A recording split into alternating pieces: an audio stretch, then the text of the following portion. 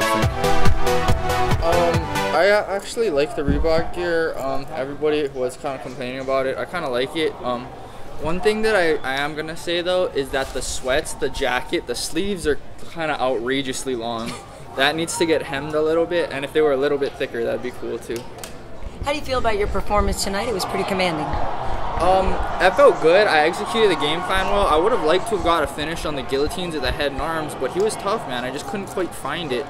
Like, I feel like maybe I could have slapped it on a little bit tighter, but I was worried that I would lose position in the scramble. He seemed like he was pretty aware of the angles I was going to take to try to finish, and the moment I let up my pressure, I was pretty sure he was going to try to go for a big scramble, so I didn't want to lose the position in the scrambles. Was there a point, though, where you thought you were closer than another time? Because you did have a few opportunities. That guillotine I thought was super close. I just couldn't quite get it. I had my arm around his neck, and then the other arm I was going to use to leverage the finish. He just had really good grip on it, and I couldn't quite get it out of his wrist control without like sacrificing my positioning. What was your thoughts on the crowd? Because obviously it's like you're walking into hostile territory, but were you listening? Did it bother you at all? I heard it. It kind of amused me. It's kind of awesome. Like, the Irish fans, they're belligerent, but like, I'm gonna miss them, man. They made this fun. Like, they were outside singing and stuff after the weigh-ins. They make it fun, dude. They had some drama and stuff. Like, they're real passionate fans. They're fun. It's not the first time I've had to deal with a hostile crowd, though. When I fought in Australia, I got booed when I came out. Fought in the Philippines a bunch of times. They were actually chanting the other guy's name like mid-fight, so it doesn't really bother me.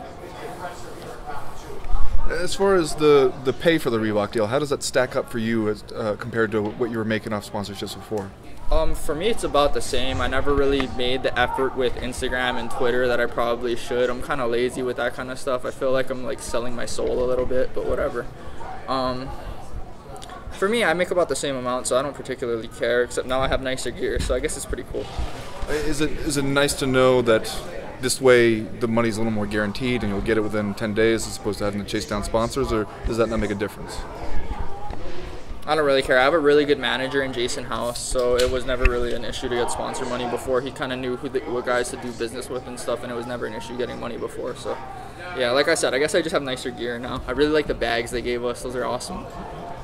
Well, you mentioned there on social media that you don't sell your soul and that kind of thing, but you know that that's certainly a part of the game now. So is it something that you'll try to get more involved in, or you're just not ever going to? I'm working on it more. We actually have a lot more guys coming by the gym and stuff now, and like, so it's a lot easier for me. I just kind of repost their stuff. Like, I don't even have to make up my own captions anymore, which is nice. You have no interest in playing the game and interacting with the fans like that? I thought I was. Okay, I don't know. Don't interact. I don't care. Well, it's just that when you look at the guy who's headlining this card, Conor McGregor has made a big name for himself with his ability to talk and communicate what he wants. So you can definitely see the value in that. That's very true, but I never got in this to sell my soul. I got in this to be the best in the world one day. I got in this to prove, like, bar none, that I'm going to be one of the greatest ever. I never got in this to talk my way to the top. I got in this to earn my way to the top. Was there anything about the Seery that surprised you? Was he weaker anywhere or stronger anywhere than you expected? Honestly, that was about exactly what we thought. He hit a lot harder than I thought he would. He hit pretty hard. When he was ducking his head throwing, that guy like just doesn't care, man. We collided heads a bunch of times, man. That guy just doesn't care. He's a tough guy, man. He's really tough. Were any of his guillotines in at all, or were they air chokes, blood chokes? Did any of them get that close? He didn't get that close, honestly. I had him pretty under control. My coach, Rylan Lazarez, he went over that fairly thoroughly with me. We drilled it the whole camp, regular guillotine and arm and guillotine defense, so I was just relaxing, kind of waiting for him to tire himself out, hopefully take advantage of his sapped forearms and cardio.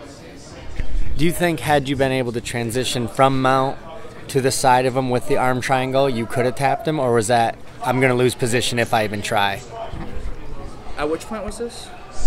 He went for a guillotine, you got an arm triangle, and it looked good.